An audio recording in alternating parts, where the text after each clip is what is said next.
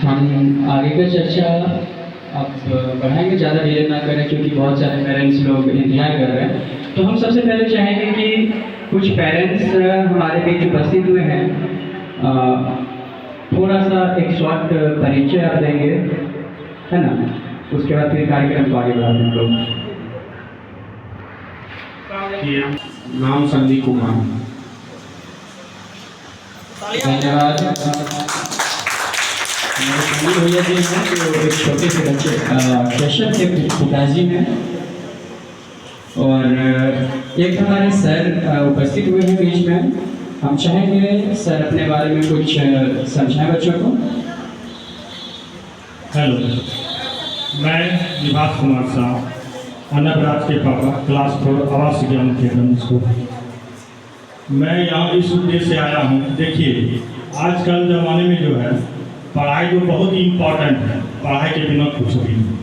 लेकिन पढ़ाई के साथ कॉन्सेप्ट ऑफ माइंड को जो है आजकल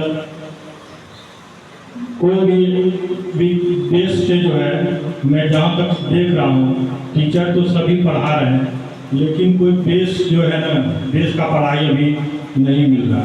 बच्चों को थोड़ा इस उद्देश्य से कि केपीबी एकेडमी जो सर हैं, तो इसका उनका उद्देश्य यही है कि हमारे संस्था में जितने भी सारे बच्चे आए हैं सभी को अच्छे से अच्छे पढ़ाई देना और माइंड को बढ़िया से टेक करके सबको अच्छे से शिक्षा देना। तो हमें बड़ी खुशी की बात हो रही है कि इस उद्देश्य से यही कामना है कि जो है सर का ये बहुत अच्छा पहल है जो केपीबी एकेडमी में ये बच्चे को गुणवत्ता शिक्षा देंगे और अच्छे से पढ़ाई करेंगे। तो हम भी अपने बच्चे को यहाँ एडमिशन लेने आया हूँ। सो इस कारण से जो है सर का बहुत बहुत धन्यवाद। सभी सर का स्वागत कीजिए, ताली मारिए। Thank you sir.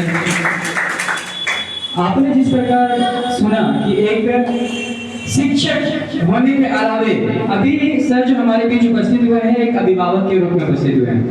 जिस तरह एक अभिभावक के मन में ये चर्चा का विषय और समझिए एक सोचने वाले विषय है कि हमारा बच्चा किस तरीके से पढ़ाई करे। आज तक जो हमारा बच्चा प्रॉब्लम से गुजर रहा है, क्या ऐसा सॉल्यूशन होना चाहिए कि बच्चे आसानी से पढ़ भी ले और आसानी से हमेशा के लिए उसे याद भी कर ले, तो कितने जादू वाली बातें हो जाएंगी, है ना? खैर, हम इन्हीं सब विषयों पे आज चर्चा करने वाले हैं, लेकिन उससे पहले हम हमारे बड़े भाई हैं, थोड़ा सा हम चाहेंगे कि आप अपना परिचय देंगे। मेरा नाम संतोष साथी है, बीज के पापा है और धन्यवाद भैया। बाकी कुछ और अभिभावक हमारे बीच उपस्थित हुए हैं। हम चाहेंगे कि आप लोग भी थोड़ा सा एक शॉर्ट परिचय दे दें। माइक को आगे बढ़ा दीजिए।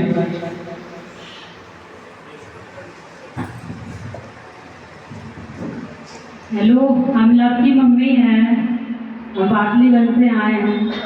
आज देखेंगे किसी कैसा पढ़ाई दिमाग सीखना चाहिए भैया। हम कैसा की मम्मी है, हम पाटलीगंज से आए हैं। यहाँ किस उद्देश्य से आए हैं? केपीबी एडमिशन का है। अच्छा, कोई बात बहुत धन्यवाद। सबसे पहले एक बार फिर मैं सभी अभिभावकों को दिल से नमस्कार और हमारे जितने भी बच्चे हैं सबको स्नेह। आज बड़ी खुशी की बात है कि पता है ऑल ओवर वर्ल्ड में दिमाग को तेज करने के लिए दिमाग कैसे काम करता है या दिमाग के ऊपर न्यूरोसाइंस के ऊपर जो है बहुत सारे रिसर्च हुए हैं। लेकिन अगर बात करें किसी बच्चे के दिमाग को कैसे तेज किया जाए, यानी किसी भी पर्सन हम यहाँ पे कभी तो उद्देश्य है कि हमारे बच्चे का दिमाग कई गुना बेहतर करना, लेकिन जो टॉपिक पे आज हम बात करने वाले हैं ये सिर्फ ना कि बच्चे के ऊपर अप्लाई होगा, बल्कि एक अभिभावक है, आप अपने दिमाग के ऊपर भी इसे इस्तेमाल कर सकते हैं। एक बच्चे अपने पढ़ाई के लिए अपने दिमाग पे इस्तेमाल कर सकते हैं। अगर कोई बड़े बिजनेसमैन है तो वो भी अपने दिमाग को किस तरह हैंडल करे कि वो बिना कोई स्ट्रेस, बिना कोई परेशानी के अपने लाइफ में हमेशा सक्सेस होते रहेंगे।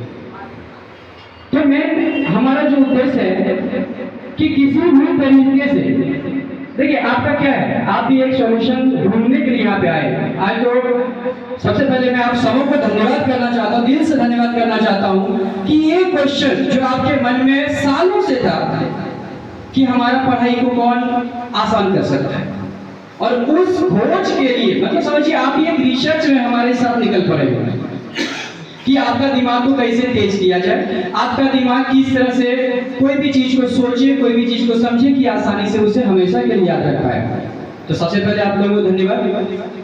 बाकी कितने ऐसे लोग हैं यहाँ पे जिनको लगता है कि जब वो कुछ भी सोचते हैं तो बहुत परेशानी होता है, लेकिन दूसरा प्रॉब्लम ये हो जाता है कि अगर आप कोई भी चीज पे सोचने के लिए बैठे, अगर नॉर्मली कोई भी चीज को सोच रहे हैं तो क्या होता है, सोचते सोचते सोचते हमारा दिमाग कहीं और भटक जाता है। अगर एक स्टूडेंट के लाइफ में अगर सोचा जाए तो स्टूडेंट को क्या होता है, पढ़ाई करने जब भी बैठते हैं तो पढ़ते पढ़ते क्या होता है, पढ़ने बैठे, बुक निकाले, सामने बुक खुला हुआ है लेकिन दिमाग में कुछ और चलता है, नजर तो बुक पे रहता है लेकिन दिमाग में कुछ और ही दिख रहा होता है। अब समझिए कि आंख का कंसंट्रेशन यानी आंख का नजर है कि आपके बुक के ऊपर, लेकिन दिमाग का नजर कहीं और है। अगर इन सभी चीजों का सॉल्यूशन मिल जाए तो कितना अच्छा होगा, है ना? कितने बच्चे ऐसे हैं जो जिनको ऐसा लगता होगा कि वे जब भी पढ़ाई करने बैठते हैं एक ही टॉपिक को कई बार रटते हैं, रट रहे हैं, लेकिन क्या हो रहा है, उस टाइम क्या होता है, थोड़ा सा बुक को पलटिए, ढकिए, फिर से माइंड से गायब। कितने के साथ ऐसा होता है आंसर? हाँ, मैक्सिमम 99% बच्चे के साथ ऐसा होता है। अब 1% इसलिए नहीं बोले कि 1% तो जीनियस भी होता है ना?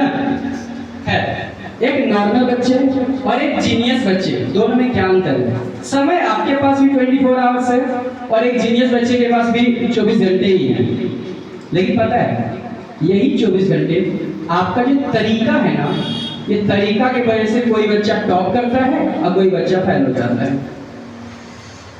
तो क्या लगता है आप लोग भी कभी कभी ऐसा होता होगा कि खूब मन लगा के पढ़ते होंगे, खूब मन लगा के पढ़ते हैं, याद भी कर लेते हैं, उसे रट लेते हैं, और एग्जाम हॉल में जाने से पहले आप कई बार उसको रिवाइज भी कर लेते हैं। अब लगता होगा नहीं अब तो मजा आ जाएगा, एग्जाम में सब लिख के आ जाएंगे। बहुत सारे बच्चे हमसे प्रॉमिस करके जाते हैं कि सर आज तो हम 100 में 100 लिख के आएंगे, है ना?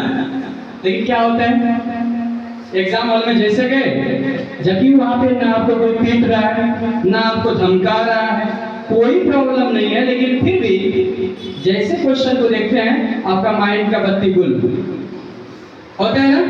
कितने साथ ऐसा होता है? सबके साथ। उसके बाद क्या होता है, मान लीजिए एक क्वेश्चन ऐसा होगा, पढ़ लिए एग्जैक्ट डिट्टो वही क्वेश्चन घर से भी पढ़ के आए हैं, तो 2-4 को लाइन याद आ गया, उसके बीच में लाइनें भूल गए। ऐसा होता है क्या? पता है? इन सभी समस्याओं का समाधान आज इस तरह मिलेगा कि वो परमानेंट, कभी दोबारा ऐसा प्रॉब्लम नहीं आएगा। तो कितना मजा आएगा, आएगा? क्या आप लोग सीखेंगे? बिल्कुल, चलिए।